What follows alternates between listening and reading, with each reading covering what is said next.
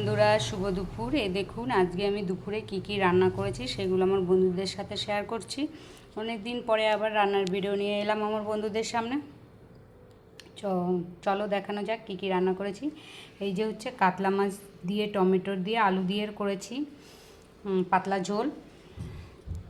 আর এটা হচ্ছে লাইলন টিকা মাছ দিয়ে ওলকপি দিয়ে আলু দিয়ে ধনে পাতা দিয়ে কালো জিরা ধনে ফোড়ন দিয়ে ধনে না রাঁধুনি ফোড়ন দিয়ে করেছি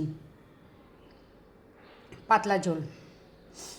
আর এটা করেছি হচ্ছে মোরলা মাছ, টমেটো ধনে পাতা পেঁয়াজ আর হচ্ছে রাঁধুনি ফোড়ন দিয়ে এভাবে করে খেয়ে দেখবেন, খুব সুন্দর লাগে খেতে বন্ধুরা।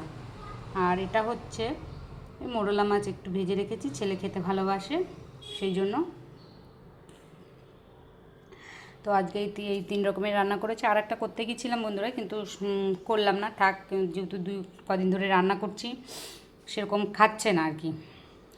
আমরা তো মানে বেশি খেতে পারি না, কিন্তু রান্না হয়ে আবার বেশি রান্নাও করতে হবে, এটা হচ্ছে ব্যাপার।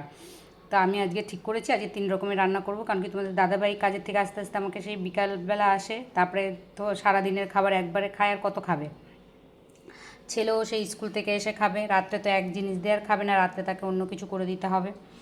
আর তো আমি একা, তা আমাকেই বেশি খেতে হয়, আর খেয়ে খেয়ে আমি অনেক ফুলে যাচ্ছি বন্ধুরা, জানো তো। সেই জন্য এখন আমি ঠিক করেছি আমিও কম খাবো, তাই আমি একটু কম কম রান্না করেছি। তা আমার ভিডিওটা কেমন লাগলো, চলো বন্ধুরা, টাটা।